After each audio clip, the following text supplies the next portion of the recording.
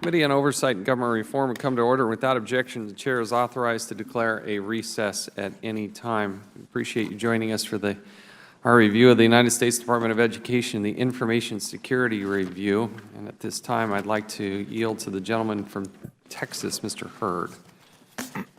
Thank you, Chairman Chaffetz. Today's hearing is an opportunity to start managing the cybersecurity vulnerabilities and risks that this nation faces every day. I said it during the July hearing this committee held on the data breach at the Office of Personnel Management. It is an undeniable fact that America is under constant attack. I'm not talking today about bombs dropping or missiles launching, but the constant stream of cyber weapons aimed at our data. The good news for this hearing, we are not talking about a data breach today. But Dr. Harris, I want my message to be heard loud and clear. You do not want to be before this committee explaining to the American people how you left the PII of the sons and daughters of millions of Americans vulnerable to hackers. And it's important to realize that this is not a problem without solutions. The GAO and the Inspector General have made recommendations, not to mention the standards, policy, and programs of OMB, DHS, and NIST. What I'm trying to tell you is that this is not an issue of technology. This is an issue of management and leadership. Dr. Harris, you're on the spot today, but don't think you are being singled out. We have put federal CIOs and agency heads on notice time and again. Whether it be on FITARA implementation, data privacy, encryption, or compliance with federal information security policies and practices, this committee will be watching. We are talking to the Inspector Generals and reading their recommendations. Federal CIOs and agencies heads need to be implementing the recommendations of the IGs and GAO, or be able to explain to me and this committee why they didn't. Thank you, Mr. Chairman. I yield back. I thank the gentleman, and I want to just kind of let's stick to the facts here and go through some key numbers and metrics, because the liability, the vulnerability is enormous. Roughly 17 years ago, the liability to the taxpayers in this category, we're talking about the Department of Education, outstanding student loans 17 years ago was roughly $150 billion. Today, taxpayers are liable for roughly $1.18 trillion, making the Department of Education essentially the size of Citibank. Most people don't realize how large and enormous of a financial institution the Department of Education is. There are roughly 40 million borrowers utilizing the Department of Education as essentially their bank and financial institution. This is a organization, the Department of Education, that spends some $683 million. Will spend $683 million this year on information technology. But as we put up this slide, doing a self-assessment, if we can do this, the FITARA self-assessment, this is also an organization based on their self-assessment gets an overall F grade as it relates to IT. So we can look at data center consolidation, IT portfolio review savings, incremental development, and risk assessment transparency, earning it an F. You can take down that slide now. This is a system that are not necessarily all the systems are utilizing encryption. This is a department where, put up the second slide, OMB is engaged in this cyber sprint. It is one of, I believe, only 4 agencies in all of federal government where they scored a negative 14%. Negative 14%. You can put down that slide. We can provide that information. It's very hard to read in that group. But one of 4 institutions where it actually scored negative on things or assessment of, say, dual authentication. In fact, the Inspector General went in and looked at the Department of Education's IT operations, and the report finds, quote, "The department-wide information systems continue to be vulnerable to security threats," end quote. The Inspector General made 16 findings, 6 of which are repeat findings. The Inspector General made a total of 26 recommendations, 10 of which are repeat recommendations. So how big is the vulnerability? We talked about it in terms of dollars. Americans need to know that the Department of Education holds roughly 139 million Social Security numbers. in the central processing system. But let's also remember that 139 million Social Security numbers isn't necessarily all of them, because it does not include all the systems. That's just the central processing system. It does not include information for parents who submitted information but whose children did not get aid. Remember, if your child applies for aid, you're going to have perhaps your mother's information, perhaps your father's information there as well. That is also in the system and potentially very vulnerable. The central processing system processes federal aid applications every year. We've been talking a lot about the vulnerability of the Office of Personnel Management, OPM, understanding the vulnerability, where we believe it's 22 million. The vulnerability at the Department of Education, we're talking about $1 trillion, but we're also talking about over 130 million Americans. The department has 184 information systems. 184. This is just the Department of Education. 120 are run by contractors, 29 are valued by OMB as high assets. But one of the concerns that we have here is that the Inspector General also looked at what's called the COD, the Common Origination and Disbursement System. It's deemed as a major system. It is what is actually the system used to disperse federal student aid to students and borrowers. This year alone, there was roughly $109 billion in direct loans and $31 billion in Pell's dispersed through the COD. One of the fundamental problems that we've had here is access to that information and allowing the Inspector General to be able to go in and peek at the system, test and verify it. But this is also a problem. Another key system is the National Student Loan Database, which houses significant borrower information. It's called the NSLDS, the National Student Loan Database, has 97,000 accounts. This is the people that have access to student loans. These are the schools, the contractors. That's a lot of people being able to tap in and have access to this system. But it's our understanding only 5,000 of the 97,000 have actually undergone a background check, which again begs the question about allowing access to information that could be potentially vulnerable. It begs a lot of questions about safety, security, and integrity of the system. We're also going to hear, and we have hearings today on the Department of Education, but we also have hearings tomorrow on the Department of Education. And part of what we're going to hear tomorrow is that Department of Education was potentially responsible for roughly $4 billion in improper payments. $4 billion. So when we go home, we talk to our constituents about roads, bridges, infrastructure, about getting more money in the classroom. Utah has the lowest in the nation. We're not proud of it. Lowest spending per pupil in the nation.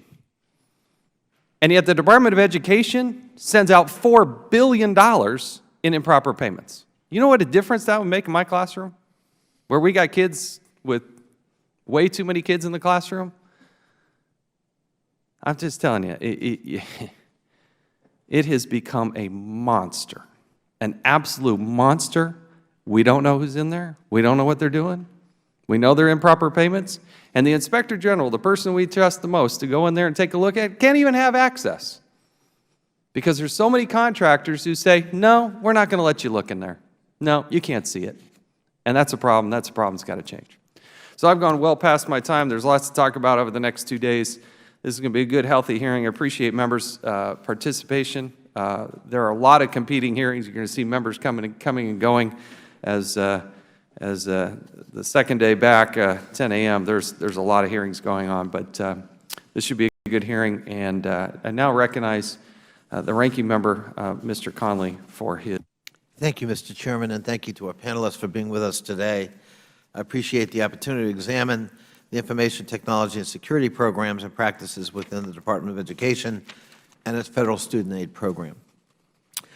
This department might not seem like an obvious target of cyber-related threats, but it is responsible for managing and securing student loan portfolios of more than $1 trillion, as you indicated, Mr. Chairman.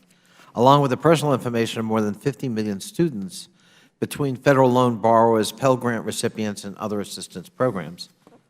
And as you indicated, Mr. Chairman, that may be the tip of the iceberg when one looks at over 130 million Social Security numbers available to the Department. In the wake of two massive data breaches disclosed by the Office of Personnel Management earlier this year, which collectively put at risk the personal information of more than 28 million current and former federal employees and their families, including members of Congress, like myself. Every federal agency ought to be reassessing its own information security protocols and reinforcing efforts to detect and deter cyber attacks and other threats. Perhaps this should be the first of a recurring set of hearings to gauge successes and shortfalls across agencies when it comes to protecting the vast amount of sensitive information held by the federal government. I know Mr. Hurd and Mr. Meadows and yourself, Mr. Chairman, intend to do that, certainly with the implementation of FITARA, but maybe we need to do it with cybersecurity as well. I think we would find most agencies in a similar situation to this Department, which has made some progress in fortifying its information security defenses in recent years, but continues to struggle with recurring vulnerabilities. In its latest report on the Department's efforts to implement the Federal Information Security Modernization Act, FISMA, the Inspector General identified 16 findings with 26 recommendations, one-third of which are repeat recommendations, Dr. Harris. Last year's audit found that the Department did not perform adequate remediation of weaknesses identified in previous OIG audit reports. That's very troubling in light of the OPM breach. While it appears the Department has beefed up its remediation efforts, there's still obviously much work to be done. And I'm confident, unfortunately, this is not the only department with these kinds of problems. This year's audit flagged weaknesses across four key areas: continuous monitoring, configuration management, incident response and reporting, and remote access management. For example, the IG found user accounts from inside federal employees and outside federal contractors with excessive or unnecessary permissions and unauthorized access to data. In fact, one of the Department's IT service contractors could not verify to the IG's satisfaction that its other non-federal customers did not have unauthorized access to the Department's data through a shared service. Very troubling.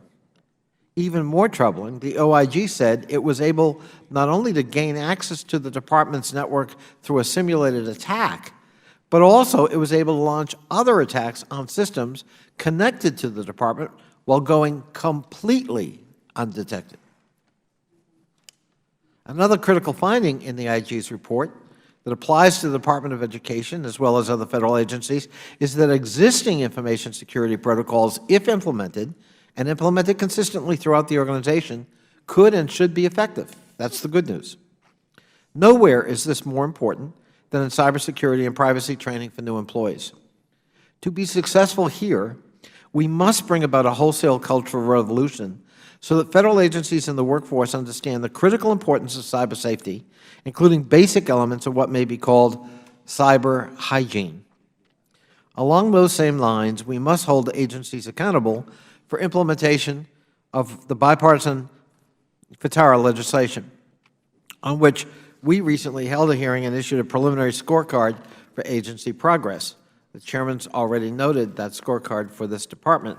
One of the key reforms of that legislation, which I was pleased to co-write with the former Chairman of this committee, is enhancing CIO authorities to increase transparency and improve risk management to address all of these issues. Unfortunately, the Department of Education received an F rating on this preliminary assessment based in large part on its self-reporting of few IT investments delivering functionality and their ability to produce savings. That's a snapshot in time, and we are hoping that it's a work in progress and that the next snapshot will show that progress. I look forward to hearing from Mr. Harris about the steps he's taking to address both FISMA and FITARA challenges. The severity of recent data breaches in both public and private sectors in recent years underscores the urgency for federal agencies and Congress to get serious about investing in IT solutions that better secure our data and taking actions that will be clear deterrents for would-be hackers. This is a challenge that has confounded both Democratic and Republican administrations. The number of IT security incidents reported by Federal agencies increased by 1,121% from the reporting period in the last several years. Unfortunately, these attacks on our private industries and government simply reflect the new normal of the 21st century, where nation-states represent advanced and persistent threats against one another, constantly seeking to gain unauthorized access to sensitive and classified information on each other's people, intellectual property, and sensitive security information. The likes of North Korea, China, Russia, and Iran are increasingly testing the waters and becoming emboldened by the lack of reprisal or effective deterrence. The House earlier this year did pass 2 bills on a bipartisan basis to encourage voluntary sharing of information between the public and private sectors, but information sharing is not enough. We need to get serious about strengthening our cyber workforce, both within the Federal Government and among our private sector partners. We also need to devise more effective data breach notification policies so that victims are aware of the fact they may have been compromised. As my colleagues know, it's now been almost 4 months since the breach on background records was announced, and notifications are still being made. So, Mr. Chairman, I appreciate this opportunity to look at what the Department of Education is doing right and what it can improve upon with respect to securing data. But obviously, this can't be the only hearing. Successfully detecting, defending, and deterring cyber threats will take a concerted effort across all agencies and among our private partners. And I thank you, Mr. Chairman, because this hearing clearly sends a signal this committee will take that charge seriously. I yield back. I thank the gentleman. We'll hold the record open for 5 legislative days for any members who'd like to submit a written statement. And it's now my pleasure to recognize our witnesses. We're pleased to welcome Mr. Greg Wilshusen, who currently serves as the Director of Information Security Issues at the Government Accountability Office, where he leads cybersecurity and privacy-related studies and audits of the Federal Government and critical infrastructure. We also are joined by Ms. Kathleen Tai, who serves as the Inspector General of the United States Department of Education. Ms. Tai also chairs the Council of Inspectors General on Integrity and Efficiency, and in 2011 was appointed by President Obama to the Recovery, Accountability, and Transparency Board and the Government Accountability and Transparency Board. And we also are joined by Dr. Danny Harris, who currently serves as the Chief Information Officer at the United States Department of Education. Prior to his tenure as CIO, Dr. Harris served as the Chief Financial Officer at the Department of Education, where he started his career as a computer analyst. We welcome you all. Pursuant to committee rules, witnesses are to be sworn before they testify. So if you will please rise and raise your right hand. Do you solemnly swear or affirm that the testimony you're about to give will be the truth, the whole truth, and nothing but the truth? Thank you. Please be seated and let the record reflect that the witnesses all answered in the affirmative. We would like some time to be set aside for some robust discussion, so we would appreciate it if you would limit your testimony to 5 minutes, and obviously your entire written statement will be made part of the record. We'll start with Mr. Wilshusen. He's now recognized for 5 minutes. Chairman Chaffetz, Ranking Member Connolly, and members of the committee, thank you for the opportunity to testify at today's hearing on information security at the Department of Education. As requested, my statement will address information security at Federal agencies, including education. Before I begin, if I may, I would like to recognize several members of my team who were instrumental in developing my statement and performing the work underpinning it. Larry Crossland, an Assistant Director, and Rosanna Guerrero led this body of work. Lee McCracken and Christopher Baczynski also made significant contributions. Mr. Chairman, for 18 years, GAO has designated Federal information security to be a government-wide high-risk area. In February, we expanded this area to include protecting the privacy of personally identifiable information. Recent security incidents, such as the OPM data breaches, underscore the vulnerability of Federal systems and highlight the evolving and sophisticated nature of the cyber threats that confront Federal security personnel on a daily basis. Over the last several years, Federal agencies have reported a sharp increase in the number of information security incidents.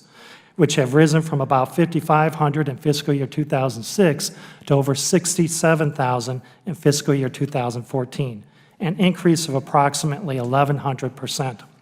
Similarly, the number of incidents involving personally identifiable information has more than doubled since fiscal year 2009 to over 27,000 in fiscal year 2014. Given the risks posed by cyber threats and the increasing number of incidents, it is crucial that federal agencies take appropriate steps to secure their systems and information. However, we and agency inspectors general have continued to identify significant deficiencies in controls protecting federal information systems. For example, 19 of the 24 agencies covered by the Chief Financial Officers Act reported a significant deficiency or material weakness in information security for financial reporting purposes in fiscal year 2014. For its part, the Department of Education reported a significant deficiency, which is less severe than a material weakness, but important enough to merit attention by those charged with governance. As we previously reported for fiscal year 2014, nearly each of the 24 agencies, including education, reported weaknesses in most of the 5 general control categories that we track. Like 21 other agencies, education had weaknesses reported in controls that are intended to prevent, limit, and detect unauthorized or inappropriate access to computer networks and sensitive information. Similar to most agencies, education also had weaknesses reported in its configuration management of its computing system, continuity of operation controls, and management of its information security program.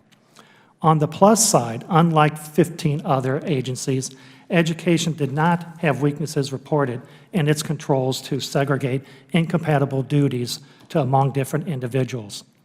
For deficiencies in security controls and the efforts required to mitigate them, inspectors general at 23 of the 24 agencies, including education, declared information security as a major management challenge for their agency in fiscal year 2014. Over the past 6 years, GAO has made about 2,000 recommendations aimed at improving their information security programs and controls. To date, agencies have implemented about 58% of them. Recent actions initiated by the Federal Chief Information Officer, such as the 30-day cybersecurity sprint and issuance of a cybersecurity strategy and implementation plan, indicate a new level of attention by OMB to the security of federal networks, systems, and data at civilian agencies. Effective and timely implementation of this strategy and the rest of GAO's recommendations, as well as those made by agency IGs, will bolster agencies' abilities to protect their information systems and information. Mr. Chairman, Ranking Member Connolly, members of the committee, this concludes my opening statement. I'd be happy to answer your questions. Thank you. Ms. Tai, you're now recognized for 5 minutes. Good morning. Thank you, everyone, for inviting me here today to discuss the work of the U.S. Department of Education, Office of Inspector General, involving information security and technology security. The explosion of IT has revolutionized the way the world does business, and the department is no exception. Virtually every department program relies heavily on information systems. Evaluating whether those information systems are secure is a top priority for my office. As noted, the Department reports 184 information systems in its inventory, more than 120 of which are operated by contractors or subcontractors, some of which contain sensitive financial information and PII pertaining to millions of students, their parents, and others. These systems are accessed by thousands of authorized individuals, including department employees, contractor employees, and other third parties such as college financial aid administrators. Protecting its complex IT infrastructure from constantly changing cyber threats is a responsibility and challenge for the Department and its Office of Federal Student Aid. We examine the Department and FSA's information security controls every year through our FISMA audit and in the annual audits of the Department and FSA's financial statements. We also have conducted other IT security-related work. As detailed in our written testimony, impact the security of information within the Department and contractor systems. For example, Since 2009, including this year, audits of the Department and FSA's financial statements found persistent IT control deficiencies in key financial systems, including personnel security, access controls, and others. Since 2011, our FSMA audits have identified weaknesses in security control areas, including a number of repeat findings. Although our 2015 FSMA audit found that the Department has made progress and has taken steps to address repeat findings, our work determined that more is needed. This year's FSMA audit had two new features. First, the OIGs were required to evaluate the effectiveness of their agency security program in the 10 designated FSMA areas for the first time. Effectiveness meaning the extent to which security controls are implemented correctly, operate as intended, and produce the desired outcome. Second, the Council of the Inspectors General on Integrity and Efficiency, in coordination with OMB and others, rolled out the first phase of its new FSMA evaluation metrics called the Maturity Model, which summarizes the status of information security programs and their maturity on a 5-level scale, with 5 being the best.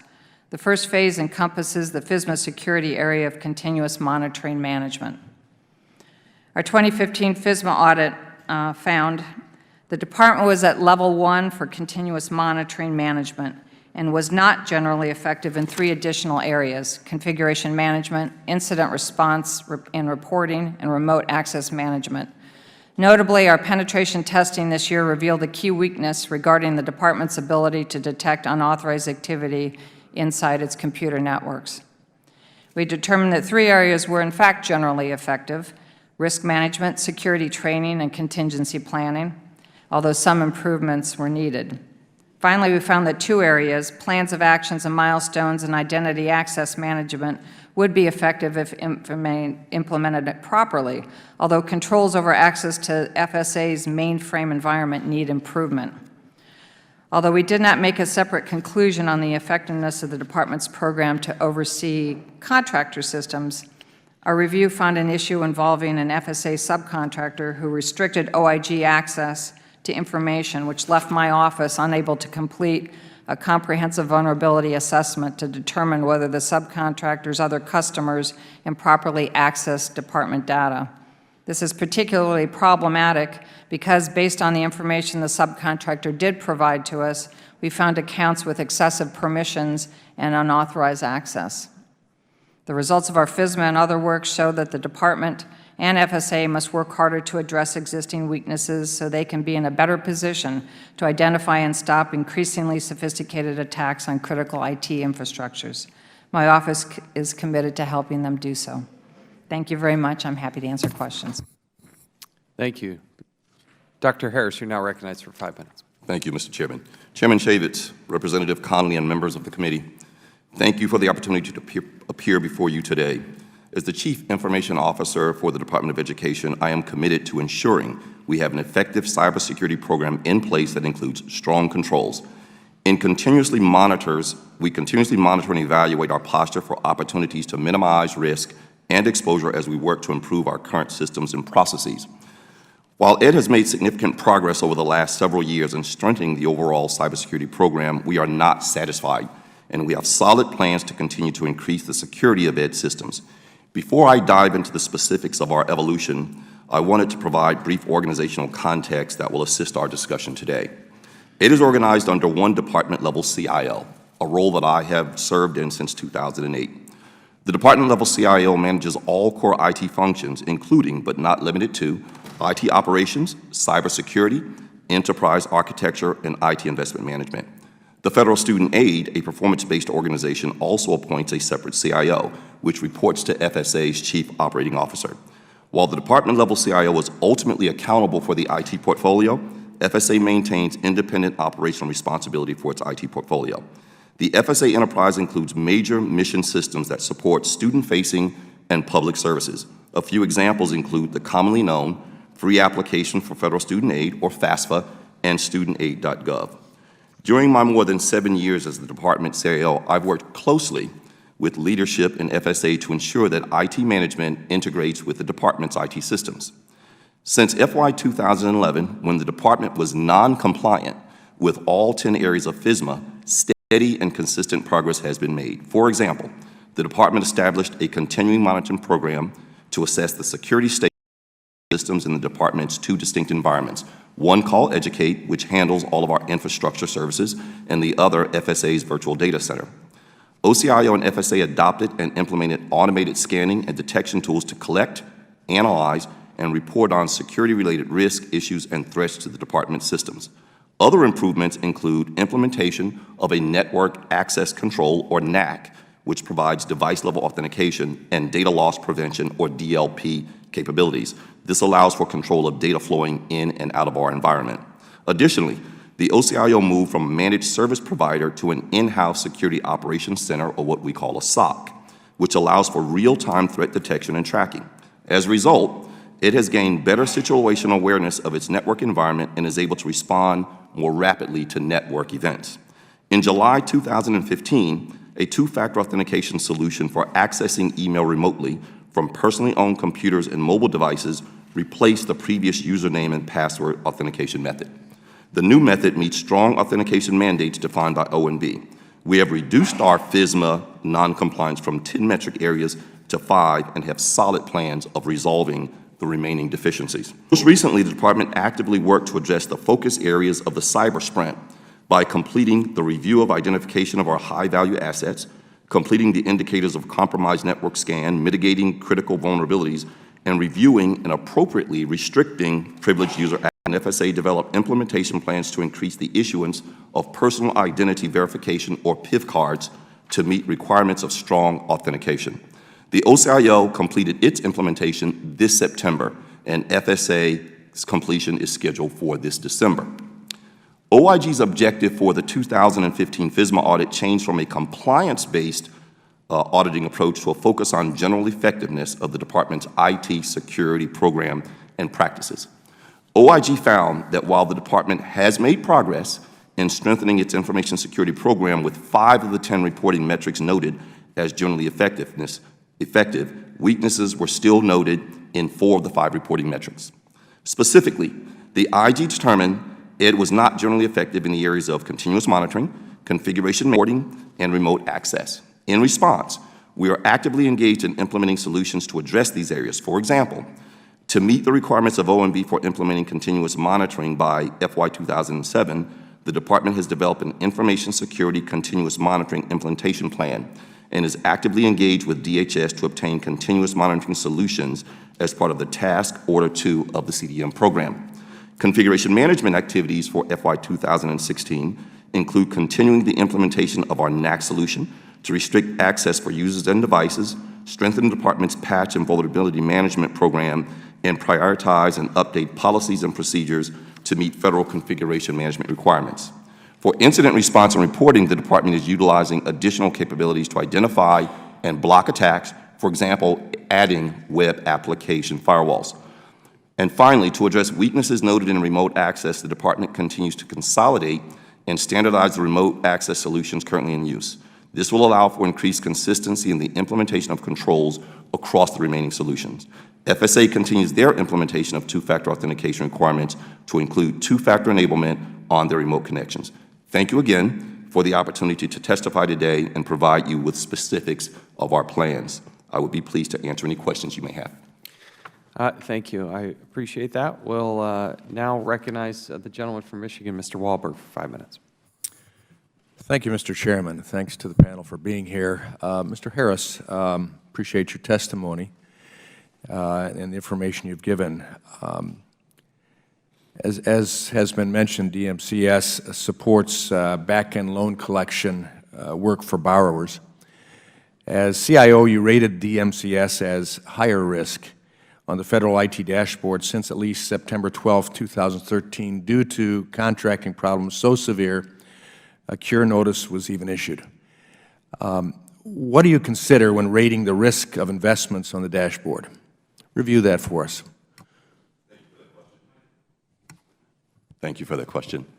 There are a number of factors that I specifically look at as the CIO to rate an investment. A lot of it has to do with the project management of that investment. In other words, are you meeting deadlines on deliverables? A lot of it has to do simply with the size of the investment. More times than not, an investment can be managed properly, but given the size of it, we still consider it high risk. In a lot of instances, we look at the kinds of data that system actually maintains. And so not in all instances will you see an investment that is doing well that still won't be perceived as a high risk. Based on that, can you then explain why the risk rating went from yellow to dark red in May of 2014, a rating that changed shortly after the House Education and Workforce Committee held a hearing on the problems with DMCS, and why has the rating stayed red through May 2015? Representative Walberg, I don't have that information in my head right now, but that's certainly information I'd love to provide you. Be great if you could. Any time frame that you could get that to us? Certainly within the week, sir. Okay, appreciate that. On June 30th, 2015, DMCS was recategorized as low risk. Is your testimony today here under oath that these contracting issues are fully addressed? Again, Representative Walberg, I'd have to look at the details of that, and I will get that to you within the week as well. Okay, pretty significant details. We'd appreciate that information. Inspector General Teague, are you confident that all the problems are fixed and contracting with DMCS is okay based on your work? Based on our work, no, I can't say with confidence that everything in DMCS2 is fixed. I mean, the contractor, Maximus, who is currently operating DMCS2, had a number of problems it needed to fix when the contract began a year or so ago.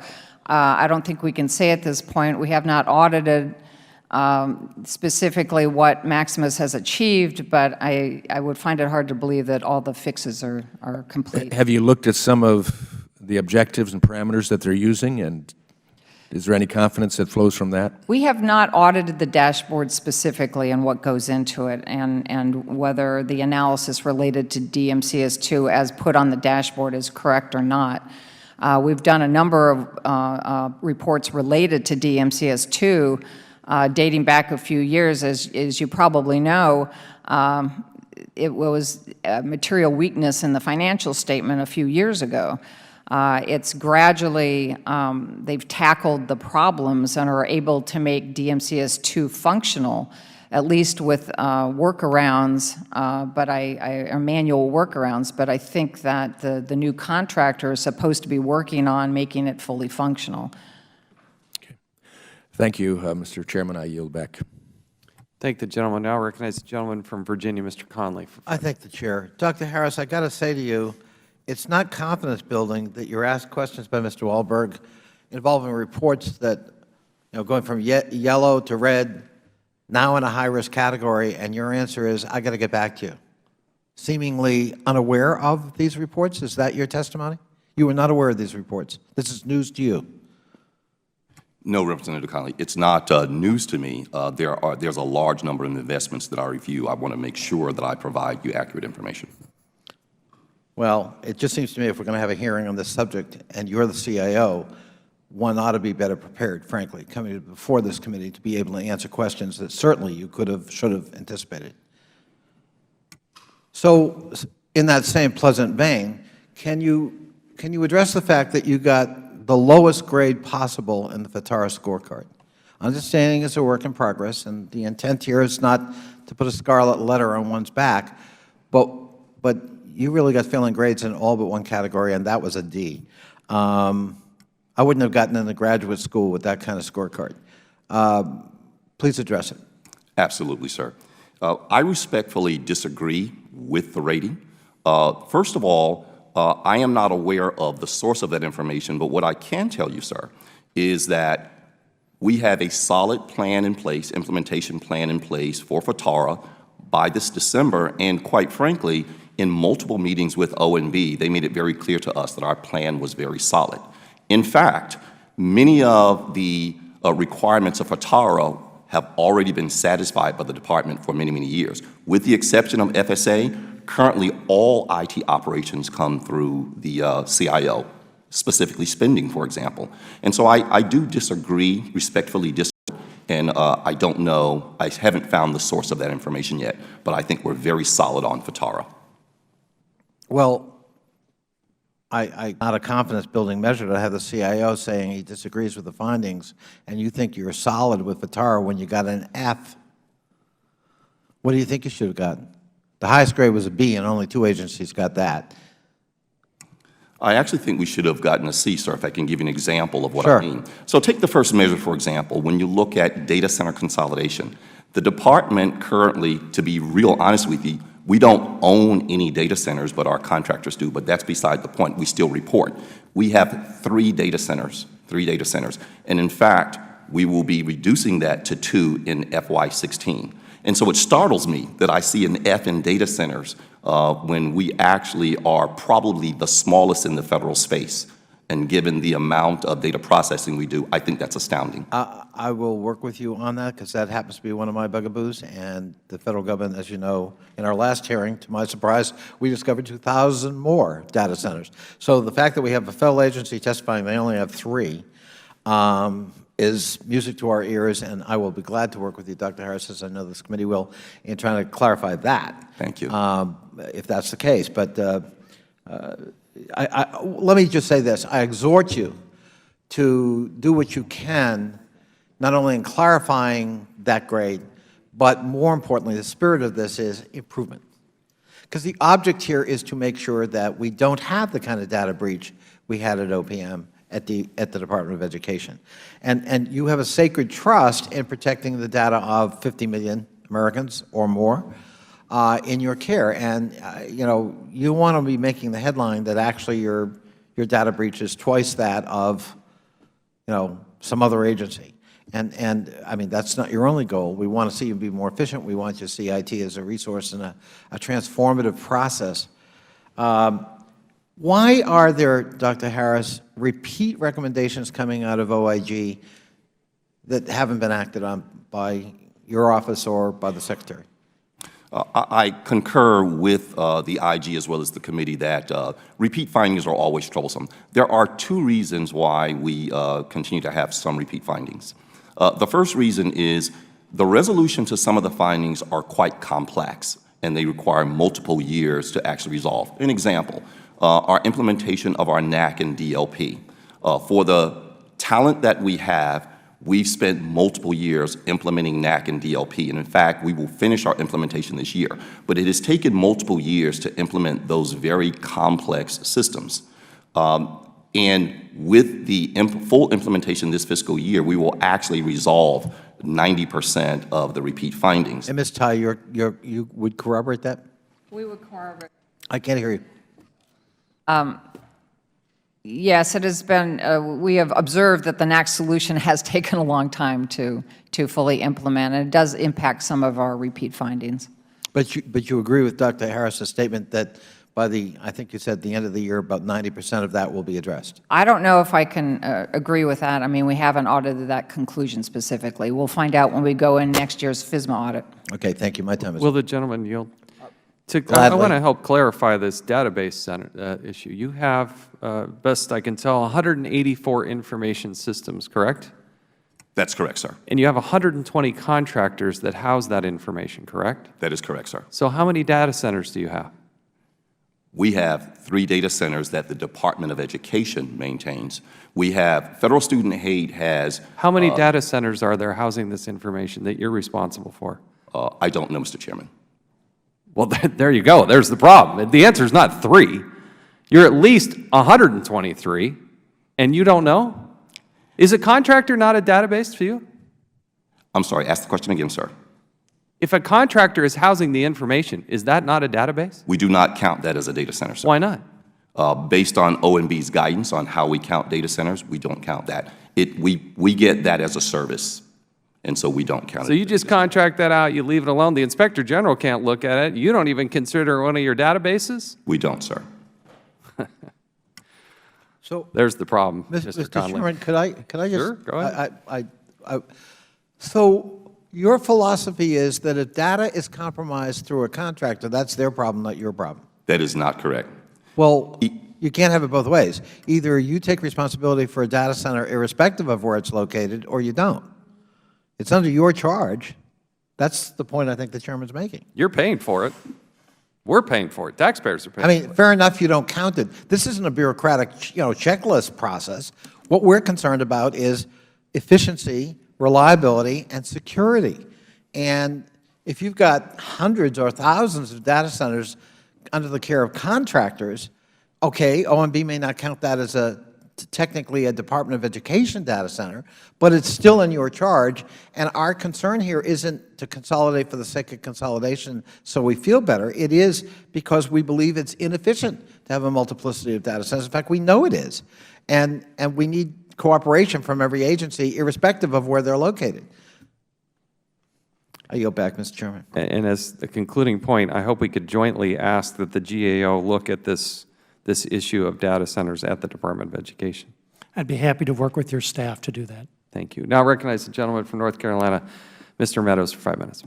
Thank you, Mr. Chairman, and I thank the ranking member for his insightful questions as it relates to these data centers. I've worked with him in a very close way, in a bipartisan way, and so I find it just very interesting that your testimony here this morning would be that you have 3 data centers when the GAO would not do that. So you're disagreeing with the GAO on their definition. Is that correct? If GAO is suggesting that we have more, that the department has more than 3 data centers, yes, sir, I am disagreeing. Dr. Harris, the headline should read, Department of Education gets an F. Now, that's not good when we're talking about education, but what's even more troubling is the definition of a data center has been made very clear to me, and I'm not a CIO. GAO has been very clear on what they view a data center to be, and under your definition, everybody could get rid of every single data center by subcontracting out the service. Do you follow the logic there? I do, sir. So are you suggesting that you'll go to 0 and get an A on that dashboard just by subcontracting all your data centers out to someone else? No, sir, I do not. Okay, well then explain the disconnect to me. Why is your testimony 3 if indeed you're subcontracting out those services? So when ONB does a data call and they give us guidance for how we report. I'm talking about GAO. I'm sorry. All right, the dashboard. They're going to be the ones that help define this with FITARA and everything else, and we're going to have you back in here on a hearing. So with their definition, how do you think you can consolidate some of those data centers that are subcontracted right now? So do you have 120 subcontracted data centers? Sir, the only way to consolidate those is to actually consolidate contracts. Exactly. Thank you, Dr. Harris. And so are you going to consolidate contracts? We're certainly willing to take a look at that. Okay.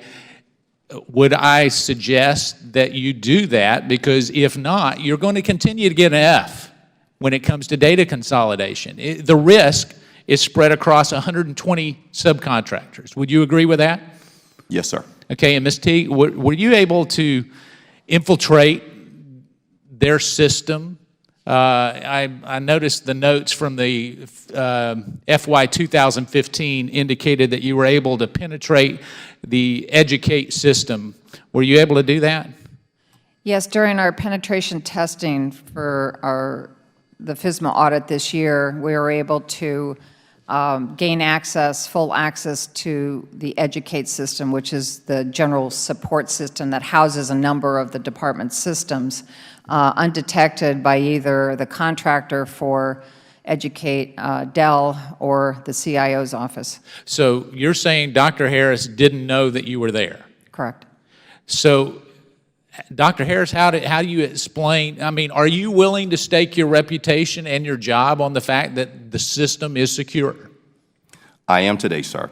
So if there is a breach from this point forward, you're willing to resign?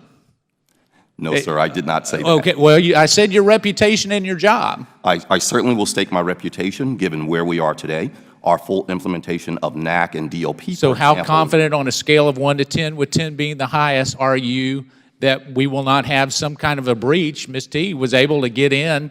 I've got hackers I could probably hire to get in there today. Wouldn't you agree with that? As of today, sir, I would rank it a 7. A 7. So when, We're making great progress, but I would rank it a 7.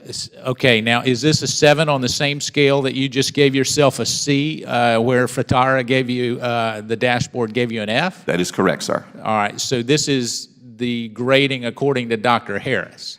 I just believe we've made a tremendous amount of progress. Okay, so what do we tell the 125 million people that have their personal identification numbers potentially at risk when you say that it was a 7, you've staked your reputation on it, and yet we have a breach like we had at OPM? Are you confident that we're not going to have that? I have strong confidence, sir. May I tell you why? Even prior to the cyber sprint, where two-factor authentication required level of assurance 4, long before that, we had two-factor authentication at LOA 3. Not as strong as 4, but... But on two-factor authentication, you went down, has already been testified, you went down, you went the opposite way on our 30-day testing period on the two-person authentication. So you may have had it, but you weren't using it. Might I explain? Sure. Interestingly enough, 2 things happened during the cyber sprint. The definition of privileged users changed, and the LOA, the level of assurance, changed. Take a look at the privileged users. The definition went from a technical, hardcore access to technical information to anyone who had access to PII. As a result of that, we voluntarily changed our number to significantly increase the number of privileged users that we're reporting, which dropped our percentage. All right. I appreciate the Chair's indulgence. Thank you for your answer. I'll yield back. Thank the gentleman. Now recognize the gentlewoman from New York, Ms. Maloney, for 5 minutes. Thank you.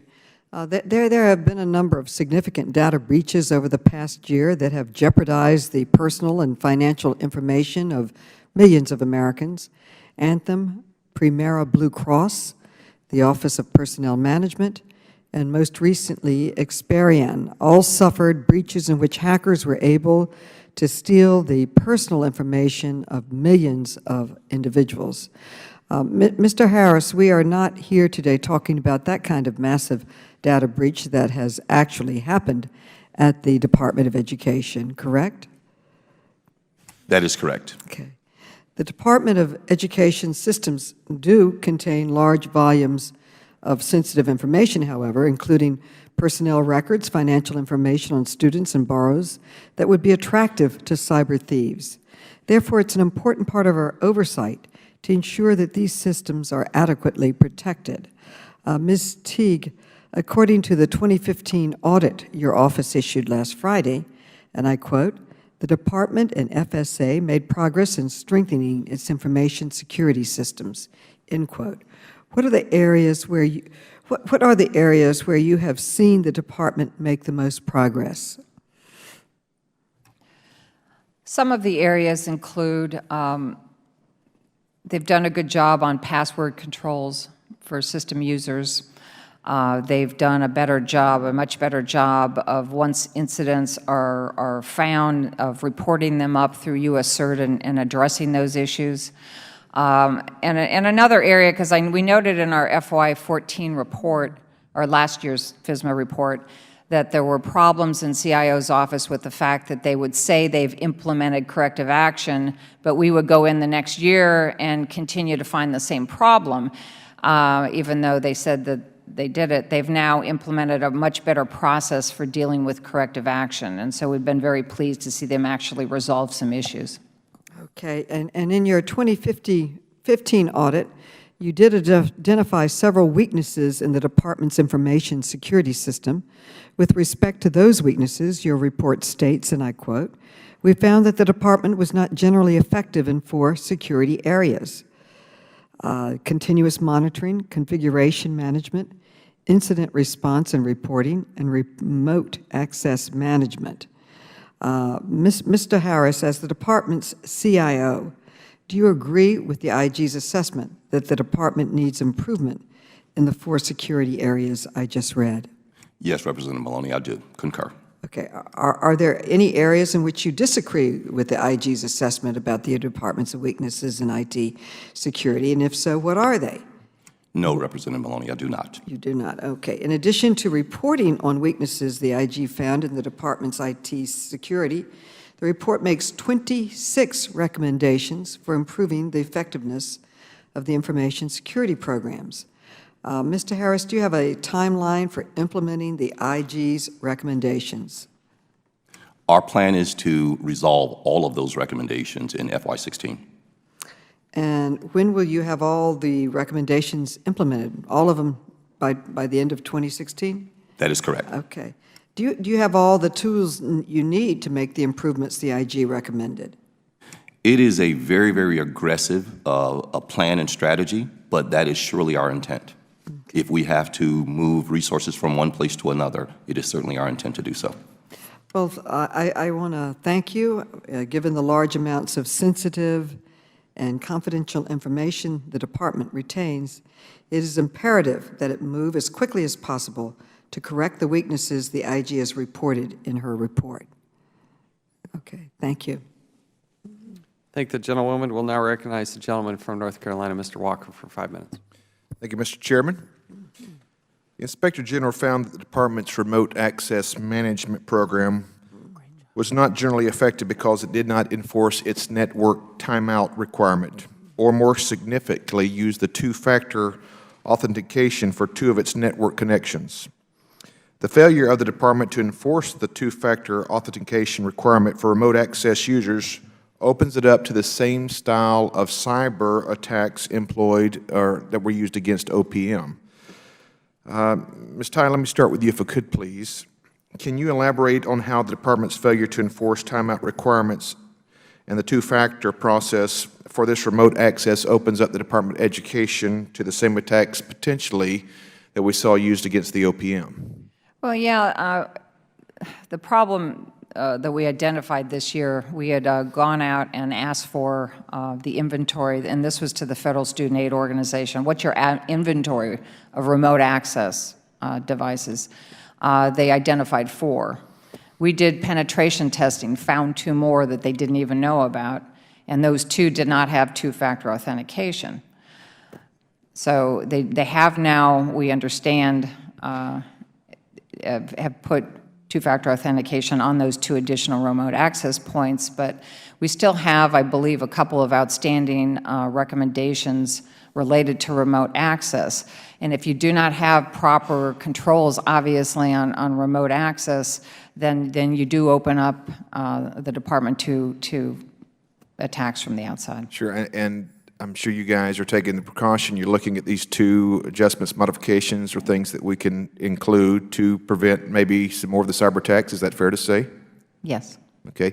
Dr. Harris, what is the Department of Education? What are your actions in doing to solve this problem? You guys do anything specific to making sure, you know, if I remember correctly, the OPM Director Archuleta ended up having to resign because the breach was so intensive. We don't want the same kind of thing here in the Department of Education. Can you tell me what action steps you guys are taking? Absolutely, Representative Walker.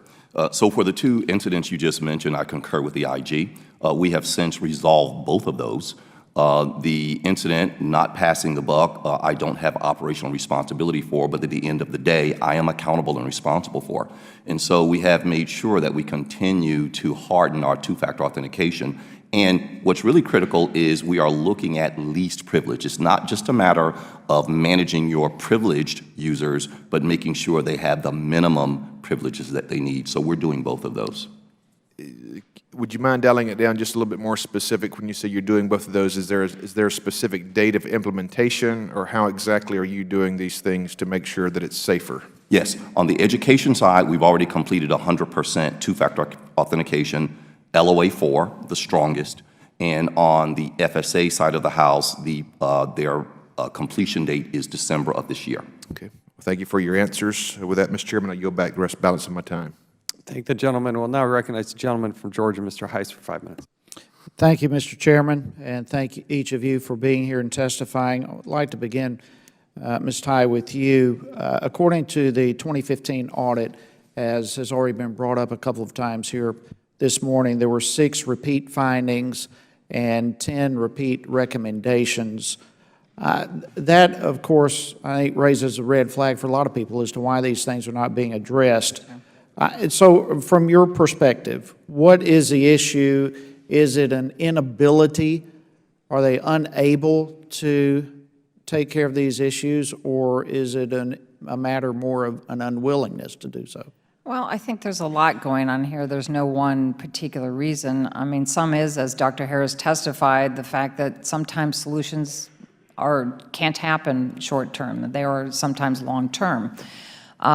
Sometimes we raise issues on particular systems, and they may achieve a solution to that particular problem, but what they don't then do is say, hey, maybe that we have the same problem on other systems, so we go back in the next year, because we kind of rotate through our work looking at different systems, because we can't look at 184 every year, right? So, and sometimes we get to the next year and we see the same problem we identified on this system in another system, which is what, you know, gets frustrating for us. So you would put the blame on the systems rather than an inability or an unwillingness to address it? Well, I think there needs to be a couple of things. I think attention needs to be paid to our recommendations and priority given to them. I think sometimes long-term solutions can seem to be longer than maybe they need to be. And also, I think that when we make a recommendation pertaining to one system, it would be good to step back and think, for the department to step back and think, hey, is this same problem happening on other systems? Okay, thank you. Dr. Harris, utilizing outdated technology, and I think you have acknowledged that as well. In fact, it appears from what I've read, there's 962 operating systems that are no longer supported by vendors. That's inexcusable. The vulnerabilities can't even be spoken of. I mean, we can't even fathom the kind of vulnerabilities when you're utilizing technology that's not even supported any longer, and yet you said you feel you'd give yourself a 7 out of 10. That we're currently, how in the world can you give yourself a 7 out of 10 when we're using technology that's not even supported? Representative Heiss, I would concur with you that it is ridiculous that we're using this old technology. The 7 that I give us is the remediation that we have in place and the tools we have to actually protect those outdated systems while we work hard to catch up. So on the one hand, you're absolutely right. There are vulnerabilities on that side, but the remediation is on the side of the tools that we have in place as we modernize. Why is the department using that old technology? Why is it kept up with the times? Sorry, sir. A lot of it has to do with the system owners and the application owners' ability to keep up with the operating system. In some cases, you have to make a decision. Do you shut down a mission-critical application that provides services to the public, or do you mitigate the risk? And more times than not, we mitigate the risk while we're trying to modernize. All right, so how long is it going to take to modernize? I don't have an answer to that, sir, across the entire platform, but I can tell you that we are working hard to do that modernization. All right, so we're going to continue to have vulnerabilities for an indefinite period of time. I think we will, sir, and I think what we have to do is work hard to make sure that we have tools in place that mitigates that risk. Okay, work hard sounds fine, Dr. Harris, but what does that mean? When can we expect the system to be secure? We have tens of millions of people whose lives and personal information is at a potential high risk as it relates to vulnerability, and your answer is we're going to work hard. When is the vulnerability going to be removed? And Representative Heiss, I would say that we are reasonably secure now. I'm not suggesting that we're not secure, but we do need to strengthen. That's very important. I'm not going to suggest that we don't have a tremendous amount of work to do, but I don't want the general public to think that we are not secure. There again, reasonably is not a very secure answer. we've got a lot of people whose lives and personal information is potentially hanging in the balance. And this is an issue, Mr. Chairman, that hits every district in this country.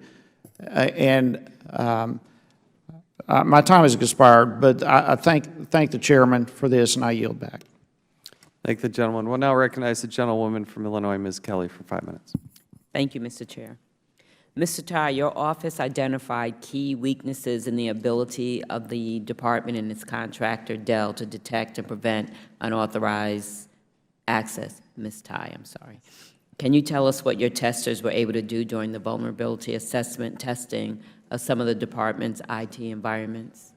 Yeah, we were able to, during the penetration testing, we were able to gain access or full access to the complete Educate environment, and have to understand is a sort of a giant systems. So we were able to completely access that and went undetected by either the department's contractor or the department. Thank you. The FISMA audit report explains that the department's defenses did not detect or terminate the unauthorized access and remained on the network for hours. What kind of risk are the department's systems exposed to by these weaknesses in detection and prevention of unauthorized access? Well, I think the risk would certainly be access to the department's data. We could have really done anything in there. So the fact that we were able to gain access means that outsiders who have bad intentions are able also to come back through the same way we did and gain access. And that really puts the department's systems and data and employees and everybody who deals with, is involved in our systems at risk. Mr. Wilshusen, do you know whether this kind of undetected, unauthorized access is characteristic of some of the major data breaches that have occurred in the public and private sectors? Yes, I think it is, actually. Indeed, just for example, like with the OPM breach, that occurred for a number of months before it was actually detected. And so I think that's often one of the hallmarks of these very successful attacks, is that they do go undetected. They exploit known vulnerabilities in systems and then go undetected. Okay. The OIG recommended that the department ensures its intrusion detection and prevention system and technical security architecture are properly configured to restrict and eliminate unauthorized access. Mr. Harris, the department concurs with this recommendation, correct? Yes, we do. What's the status of the department's planned corrective actions, and when do you expect them to be completed? So I'm pleased to announce that with the implementation of our NAC system, it allows us to do three things. It allows us to look and touch all of our assets. It allows us to see the configuration on those assets, and it allows us to manage the vulnerability on those assets. FY16, we plan for a full implementation. It is in place now, and we can monitor. The full implementation will allow us to actually block anomalous behavior. Is this FY16 January or March? Around when in FY16? The third quarter is what we're looking at. Okay, thank you. Ms. Tai, you said in your testimony that the department was effective in ensuring proper incident response and reporting once incidents were reported. Can you describe what steps the department has taken to ensure it's effectively respond to incidents? Yeah, they have, and I would defer to Dr. Harris on this if he has more to add, but I know that they have a SOC, a Security Operations Center, up and running, and that's given them capabilities they never had before in terms of incident reporting and response. Dr. Harris, did you want to add? Okay. Yes, I would. We have a incident response process that follows both OMB and NIST guidelines, and we also have a very strong and well-documented PERT process, basically a privacy incident response team that goes into action when we have breaches. Okay. And you discussed in your testimony the role of the Department of Homeland Security has in helping the department identify risks. Can you expand upon that? How do those programs help supplement your efforts? Sure. I talk about and I'm very enthusiastic about the progress that the department has made over the last 3 years. A lot of it has to do with the shared services that DHS provides to us, specifically with CDM Task Order 2, where we will expand our sensors. We will also lower the cost of licensing, and more than anything else, we will have access to dashboards that actually allow us in real time to look at vulnerabilities. That's what we're missing right now. Okay, well, thank you, and I look forward to seeing further progress from all agencies in detecting and responding to incidents. Thank you, and I yield back. Thank the gentlewoman. We'll now recognize the chairman of the Subcommittee on IT for our Oversight and Government Reform Committee, the gentleman from Texas, Mr. Hurd. Thank you, Mr. Chairman. I want to start off with a simple question. This is to you, Ms. Tai. When you conduct your penetration testing or technical vulnerability assessment, who decides when that happens? Can the department come and say, listen, this is a tool we would like to use, can you do this, or is this something that you do independently? We do it independently. And is that the same across most agencies? I think that's the same with most IGs who do penetration testing. I'm not sure everybody does. And how often do you plan on doing penetration testing? We do it every year as part of our FISMA audit. Okay. Because that's an industry best practice, and it's a good thing that this is going on, and the information you glean is important for Dr. Harris and his team. Dr. Harris, the remaining of my questions are for you, and I'm going to read your statements. And I usually like to dig into the weeds at these hearings, but there's a lot of big rock strategic issues that have come out here today. In your testimony, you say the department-level CIO, that's you, manages all core IT functions, including, but not limited to, IT operations, cybersecurity, enterprise architecture, and IT investment management. And you further add that the Office of Federal Student Aid, FSA, appoints a separate CIO.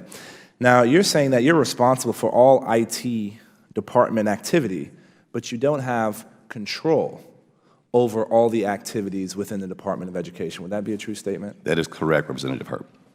Does that make sense? I believe that FATARO will strengthen my ability and authority to actually provide more guidance and oversight, and if you want to use the word control over operations. Right now, that is a challenge. So there's two people missing here today, to be frank.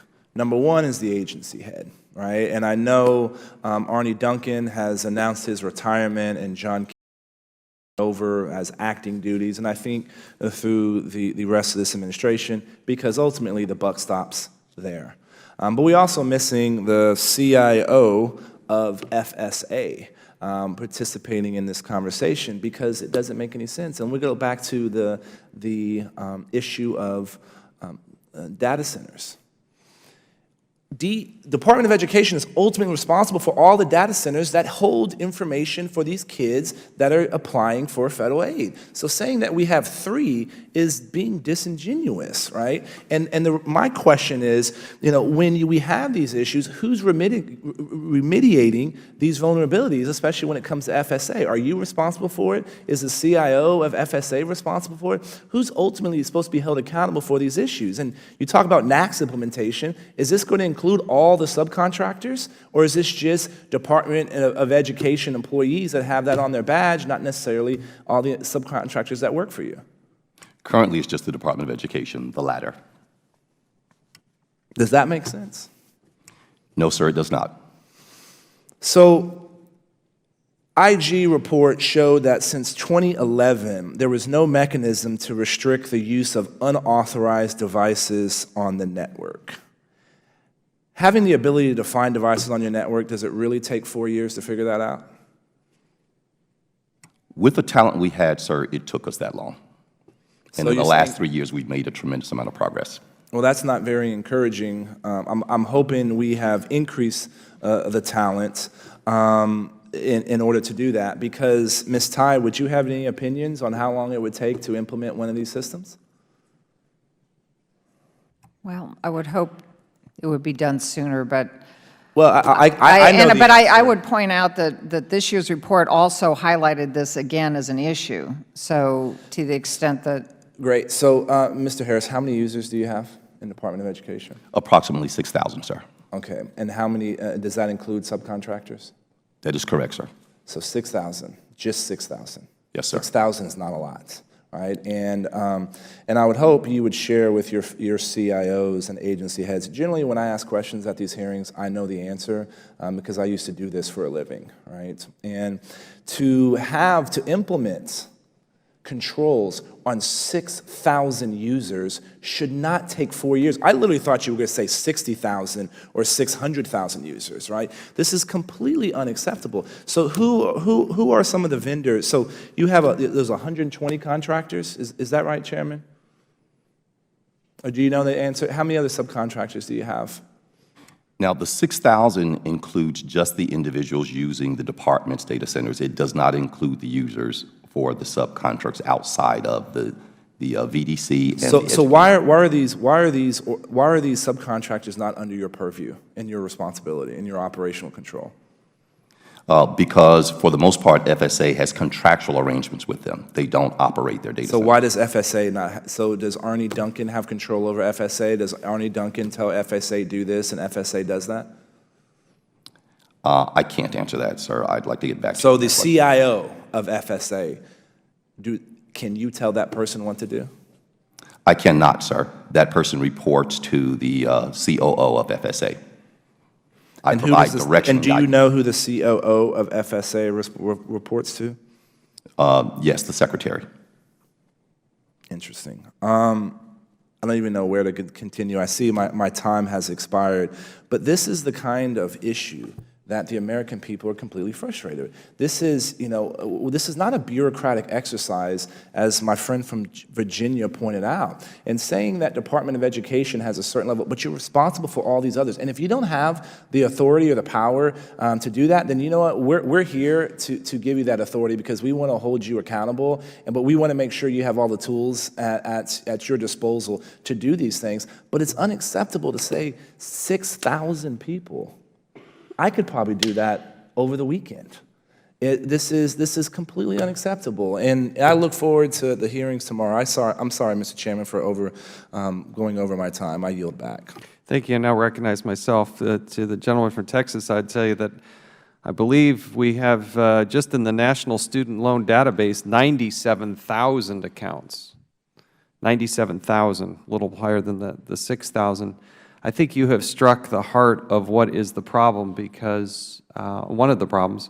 Under the E-Government Act of 2002 and certainly under FTARA, you are supposed to not only have the responsibility but the authority. And I think the gentleman is right. Secretary Duncan needs to answer this. And my question, how often do you meet with Secretary Duncan? On a monthly basis, sir. And I meet with the Deputy Secretary weekly. So to the gentleman from Texas, I would suggest here they're managing more than $1 trillion in assets, liability for the United States. It's basically the size of Citibank, and the CIO meets with the Secretary maybe 12 times a year, right? Once a month? That is correct, sir. I mean, that's absolutely stunning. And looking at the vulnerability of almost half of the population of the United States of America has their personal information sitting in this database, which is not secure. By any standard, any scorecard, it's not secure. $1 trillion, half of all America, and the Secretary of Education, once a month. How long do you meet with him? When's the last meeting you had with him? About 3 weeks ago, sir. How long did you meet with him? For an hour and a half. Yeah. Is it a budget problem? What is your budget? How much money do you have? We spend approximately $550 million a year, and about $32 million of that is for IT security. How much is for IT security? $32 million. However, there's a large percentage of embedded cost for our contractors that would significantly increase that number. And we'll have to work this out with you. My understanding is you spend $683 million on IT at the Department of Education, but do you need more money? Or do you have enough money? Certainly, we could always use more. Everybody always says that. Everybody always says that, okay? Certainly. So, but I would say, sir, for God's sake, say yes, Dr. Harris. I would say that my biggest challenge is cybersecurity talent, even more than money. If you told me to take a choice between the first or the second, I would say you can give me all the money in the world, but if the federal space can't obtain and retain the cyber talent, we are in big No, trouble. I would absolutely agree with you, and it is something I think this committee needs to look at, is the pay authority to perhaps even pay the IT specialists more in such a critical, vulnerable situation, and the ability in the marketplace to actually attract and retain people. I would agree with you. Does the department implement the Department of Homeland Security continuous diagnostic and mitigation system, and do you have the Einstein intrusion detection program thoroughly and completely integrated into all of your IT systems? We do, sir. In fact, the Department of Education was one of the first to implement Einstein 1, Einstein 2. We're now working with DHS to implement Einstein 3. And yes, we do participate in CDM Task Order 2 specifically. Does that include the subcontractors and contractors and subcontractors? It includes those that run our data center. But it doesn't include some of the partners that FSA has. Okay, so who doesn't it include? It doesn't include, again, some of the 100. So if you have 120 contractors, it doesn't include some of them. I would have to get you specific information on, okay, if you which can ones. follow up with us Absolutely, and sir. the IG and GAO, that would be great. Mr. Harris, have you had an intrusion? I'm sorry, sir, say that again. Have you had an intrusion? Have you had a data breach? We have had both incidents and data breaches. Specifically, in 2015, we had 91 breaches, and we had about 250 incidents. We have not, in the history of the department, to my knowledge, we have not had a major incident. And so all of them fall into the minor category. And if I might give you an example of one. What was the most significant one? I would say, sir, that the most significant one was in 2012 when in the FAFSA system, for a matter of minutes, as a result of an application glitch, users were able to see other users' PII. And again, it was several minutes, but that's pretty critical. Did you report that to the Inspector General? I'm sure we did, sir. In the past year, are you aware of any foreign national, state, or other adversary penetrating the network? And any of those data breaches and incidents happened in the last year? Not in the last year, sir, though we constantly are threatened by them, but no breaches to my knowledge. Not in the last year. That is correct, sir. How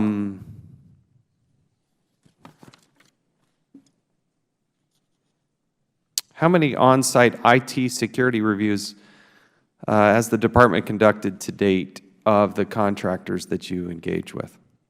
Our reviews of our contractor are actually constant. We have a security operations center, and we have an IV&V contractor that are working daily to review everything that our contractor is doing. Ms. Tai, what's your view of that? Sorry, microphone. I'm aware that the department is taking those actions. Some parts, I would also point out that some parts of the department and systems the department deals with have, and its external business partners like the Title IV servicers do get IT general controls reviews every year because they feed into the financial statement audits. So we do have some level of assurance outside of the department that there is some IT reviews being done of the department's systems. All right, last questions before I recognize Mr. Palmer here. Departmental policy requires that all employees and contractors who have access to Privacy Act data have a minimum of a 5C public trust background check. But it's also my understanding that roughly less than 5,000 of the people who have access have actually had such a background check, which leaves us in the math, roughly 85,000 individuals who've had no background check have access to personal information in your databases. Would you disagree with any of those numbers, and what are you doing about it? I would not disagree with that information, sir. So if it's departmental policy to have background checks for people who have, remember, we're talking about mostly, these are student loans, right? We're talking about students and kids here. So when you're talking about access to private information, and it's departmental policy to have a background check, and yet 85,000 of them don't have a background check, what are you doing to solve that? Sir, I don't believe that includes the individuals who have access to their own information. So the 85,000 you mentioned aren't system operators who are actually looking at PII. For example, if we have a student looking at their own information, they do not need a 5C. Well, no, that number's in the tens of millions of people, if not hundreds of millions of people. So that, if they're looking at their own information, I'm not counting that. I'm talking about people who have access into the system to go look and fish around. And Ms. Tai, can you provide more information about that? Well, I believe that there are, with access to the National Student Loan Database, just taking that database, that there are, our numbers are that there are about 97,000 accounts. These are non-student accounts. 55,000 of those, we should all realize, are at institutions of higher education, because all the financial aid officers in every college and university or other school that receives Title IV funding has to access our databases. And I think that is the biggest area where you're not seeing the background investigations unless that particular college or university requires it themselves.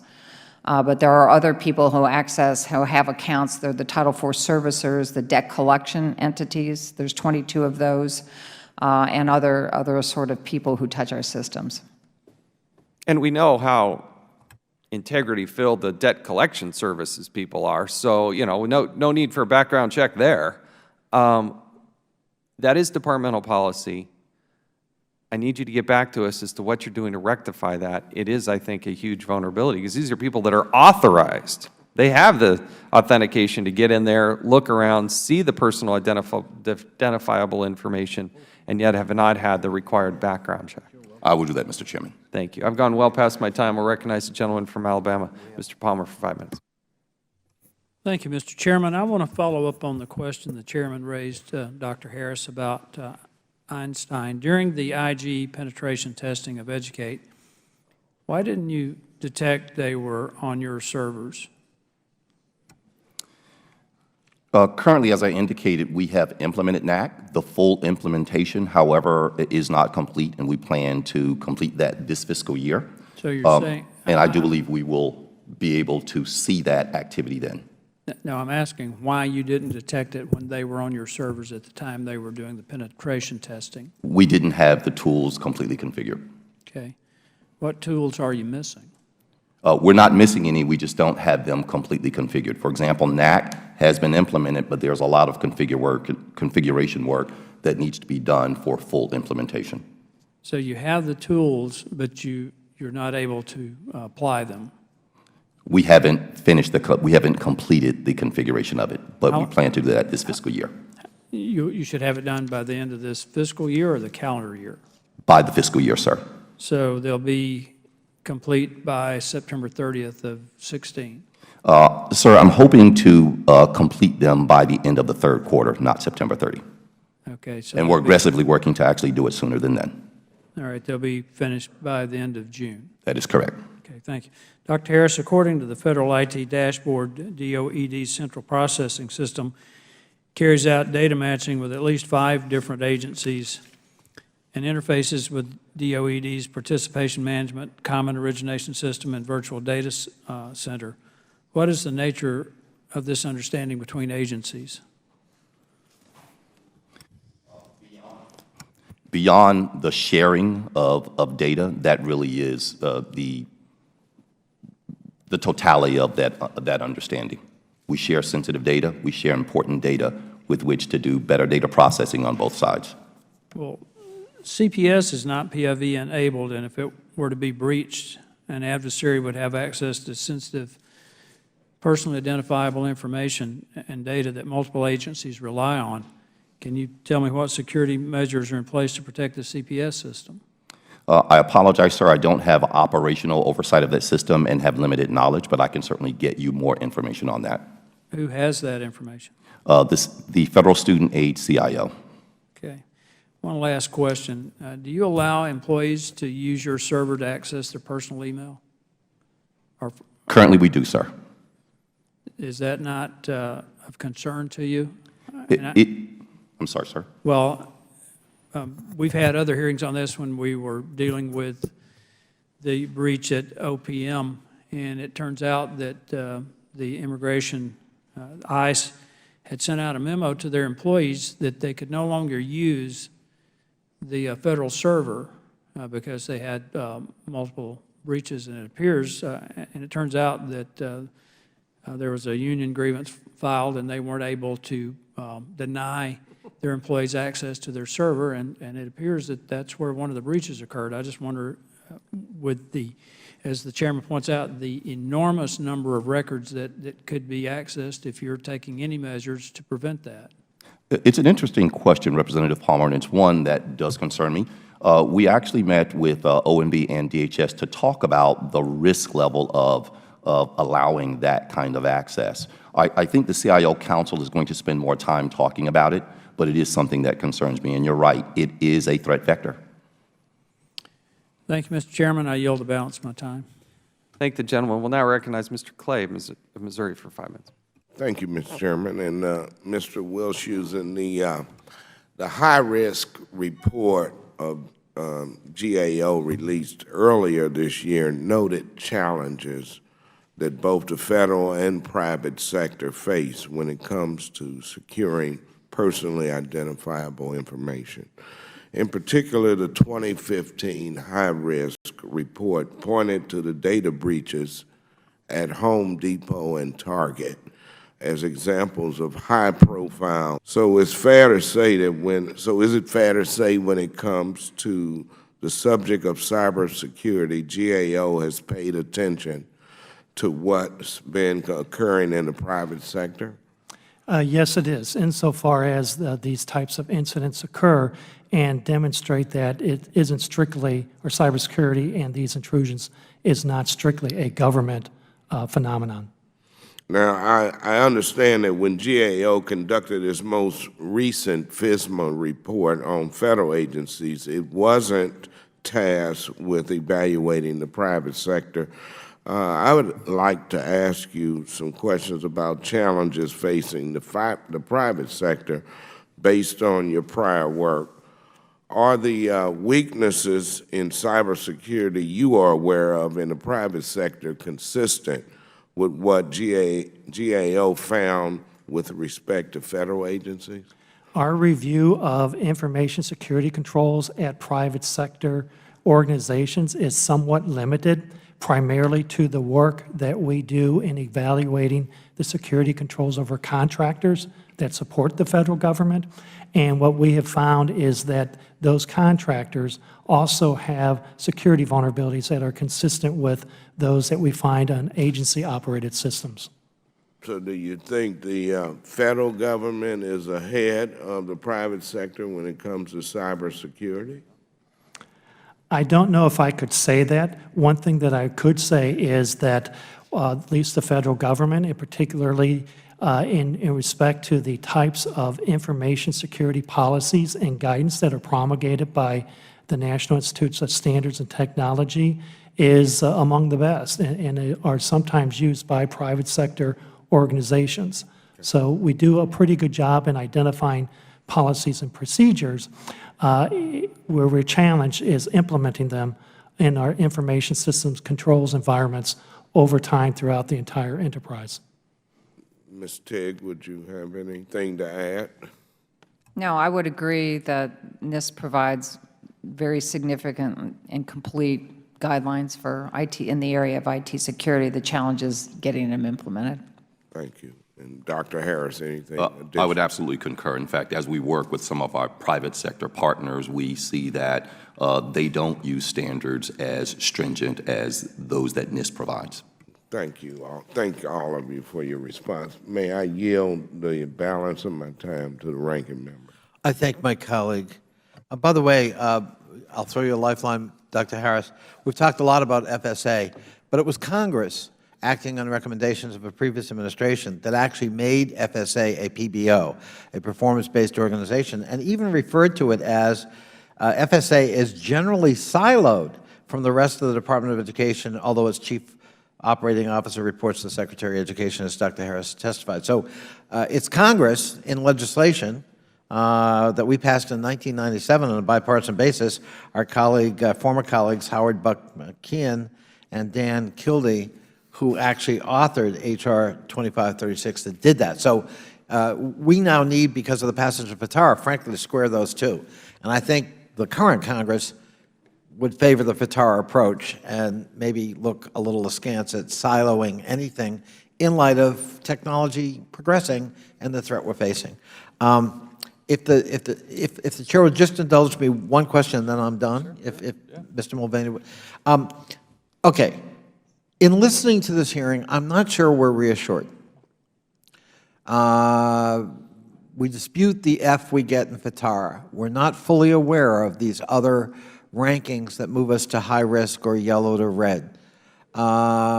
Systems weren't quite in place when the penetration exercise, according to Ms. Tai, we could have gone anywhere, unquote, in that exercise. Very alarming. We only had 3 data centers, but we don't know how many our contractors have, and we're not really entirely responsible for that, even though they're in possession of data that could be compromised. Certainly take the point, Dr. Harris, that we need to bulk up on the talent pool as much as we do resources. But we need both. We need both. There's no question about it. But at the end of the day, Dr. Harris testified with respect to the question of vulnerability, quote, "We are reasonably secure now. I don't want anyone to think otherwise." I got to challenge that, and I want you, Ms. Tai, and you, Mr. Wilshusen, to respond to that. My question is, should Americans be concerned that the kind of breach that occurred at OPM, frankly, could occur with respect to at least 50 million Americans whose data is in the hands of the Department of Education? I'm not leaving this hearing feeling that we're reasonably secure now. Professionally, is that your judgment? Do you share Dr. Harris's confidence that we are reasonably secure now? I am still concerned about the potential for breaches in the department. I think that the issues we pointed to in our current FSMA report, particularly under the areas of configuration management and under incident detection, are very significant, and they really point to the potential for significant vulnerabilities. There was also the issue on the mainframe in Georgia operated by a subcontractor that we were not even able to properly evaluate. And we found privileged users with permissions not appropriate. That stuff worries me, and I don't feel, as rosy about the picture as Dr. Harris. With all that said, I know the department is working on these things.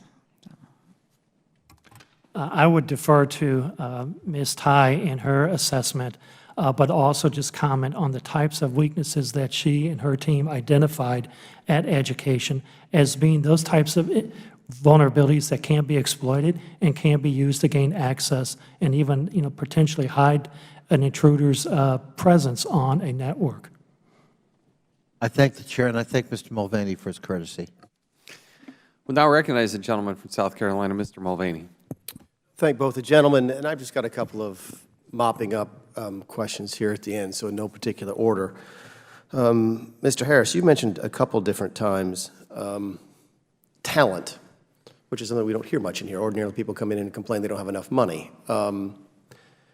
I've not heard that one before. Let me ask you this. Do you not have access? My understanding was that in other areas of the federal government, we have some really, really good people working on IT.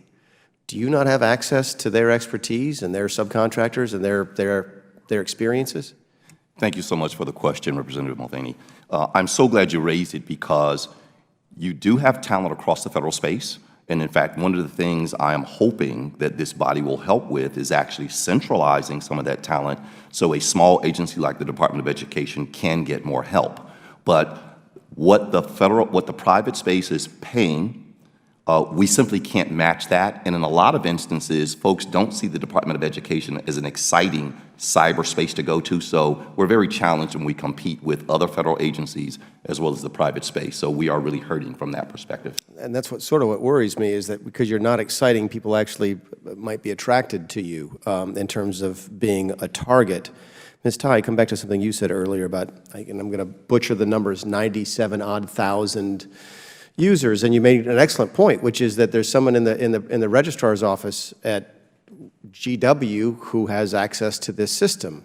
Let me ask you this: if I'm sitting there and I'm at GW and I'm the the little part-time student who comes in to work on the FISA stuff, what do I need in order to get Mr. Chaffetz's student loan information? Well, you need most financial aid administrators, well, you probably needed him to either have gone to GW University or put that as one of his schools on his application. Okay, so well, they have a more limited purview that all right, they so if I'm have sitting there, access to. I'm the person at GW who's, and I hate to pick on GW, but I went Or to his Georgetown. social. Yeah, I went to Georgetown, so I'd love to pick on GW. Yeah. That you're telling me I can only gain access to people who've actually either gone to GW or checked that on one of their FISA. Yes, unless they, for whatever reason, would have their Social Security number. And that was my next question, which is if I have Mr. Chaffetz's Social Security number and he's in the system, I can get him, can't I? That's my understanding. So that means that if I'm able to acquire that Social Security number from any other source and I have access to your system at tens of thousands of terminals, I can get just about anything. That's correct. Now, let me drill down on that a little bit. What is just about anything? Because when I got a little notice from I think it was Target, my wife did, saying that they had been hacked. I get all that. That's right. That doesn't bother me too much. I think we use the same credit card there, and I don't use anything else at Target. If you hack into Mr. Chaffetz's records at the Department of Education, what type of information can you get on him? Well, you can get the financial information reported in the application for federal student aid. Does that include his parents' income? Yes, it does. Does it include any bank account information? We didn't have these forms when I was in school, so I'm not really sure. Bank account information? Yeah, believe there is banking information. What about stocks and bond account information? I wouldn't think that would be available. Okay, all right. What else can you get, just out of curiosity? Let me get back to you on a full accounting of what that is available. And maybe, I hope I'm making my point, which is that when Target got hacked, I didn't lose a lot of concern over it. If someone had my bank account records, that might, including, I guess, account numbers, because I guess y'all at some point verify that information, or can. Well, there is information related to the students for disbursements of student aid, moving money into the students' bank accounts. So. Sure. Okay, and I'm sorry, I lost track of where I was going after that, so I'd be happy to yield to the chair whatever 40 seconds I have left, but I thank you all for your information and look forward to going forward. If the gentleman will yield, there are lifetime loan limits, right? So talk to the scope of time here that we're talking about. My understanding is in the National Student Loan Database is that once you get money, your information is kept in there for, I don't think there is a deadline or cutoff for when that information gets moved, because there are statutory limits on the amount of student aid one can take, so you have to keep track of it over a lifetime. So the information is retained for a very long time. And how many people in that database? There are, I think, currently about 85, at least somewhere over 75 million student accounts or student account information. And in addition to that, there are other individuals, right? So how many individuals are we ultimately talking about? Well, student loan database, the National Student Loan Database will have just students who get financial aid. There are other systems the department has, like the CPS system, where you will have the parent information also. So how many Americans, what's the grand total of number of Social Security numbers? We had Well, understood. the 130, by our count from the OIG's estimation of looking at the department's databases, we have over 139 million unique Social Security numbers. And that's just in the student loan application and the PIN registry systems. The gentleman yield back? Yes, sir. In wrap-up here, I want to address something just to clarify. You have responsibility, Ms. Tai, as the Inspector General, to be able to go in and look at the contractors and the subcontractors, but you've had difficulty gaining access to some of those systems. Specifically the COD, or the Common Origination and Disbursement System, have you been able to look at that system? No, we were not able to. We included the mainframes of the department as part of our testing this year. Two of those mainframes are at the VDC, the Virtual Data Center. One of them is in Columbus, Georgia, and operated by a company called TSYS under a subcontract with the Federal Student Aid Organization. We entered into an agreement with them that outlined everything we needed. We gave them a timetable. They did not by any stretch of the imagination meet that timetable, and in the end, they were not able to provide us very critical information for us to do a full vulnerability testing. They limited our information in the end to the education environment. The problem is that mainframe in Georgia is a shared environment with their private customers. And I understand the reluctance, but the fact remains is, given the problems we found with what they were able to provide us, seeing privileged users that had excessive permissions and the like, I worry about what other users we were not able to see have access to in our data. Well, we want to be supportive of the Inspector General community and the good people at TSYS, is that their name? They're about to get a nasty grant from the United States Congress, and we will use every power we have to yank them up here and make sure that you get the access to that information. I appreciate it. The folks down there can look forward to that. We're going to make sure you have the access you need.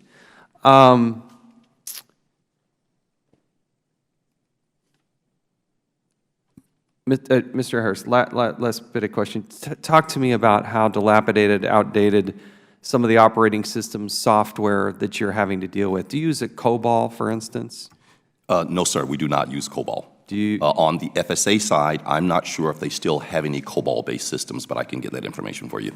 But all the other systems, you're not aware of any COBOL? Do not use COBOL, sir, no. Do you use DOS, or what? No, sir. We're primarily a Windows-based. We use a lot of Linux, Unix. However, it's not just the operating system, it's the version. When you get past N-1 and the vendor is no longer patching it, you have a problem. So how old is what Windows operating systems are you using? And it's probably a whole gambit, right? It's how old is the worst? I mean, if you were to walk around and say, oh my goodness. It's probably the worst would probably be 5 versions old. So like, what is that, Windows 95, 97? Probably 97. 97 still? And they're not even servicing that at Microsoft anymore. That is correct. That is correct. So there's no security patches being updated? Not for those, sir, but to be fair, many of the systems using those operating systems do not have sensitive data. I don't want to suggest that there is student information sitting on systems that use Windows 97. Understood. But these are OSs. But you feel for the employee who's there, good, patriotic, hard-working employee who's going into work trying to negotiate a Windows 97 operating system as opposed to something a little bit more up-to-date.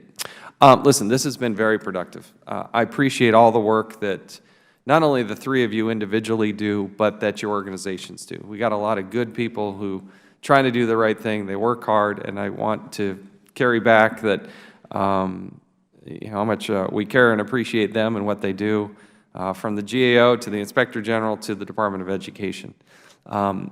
That's the beauty, and I say this often in this committee, the beauty of the United States of America is that the Congress does ask hard questions. That's what we're supposed to be doing. That's what makes us unique in this country is we hold people accountable, we ask hard questions, and we have the good dialogue back and forth. So I appreciate the attitude and approach, Mr. Harris, that you've had here.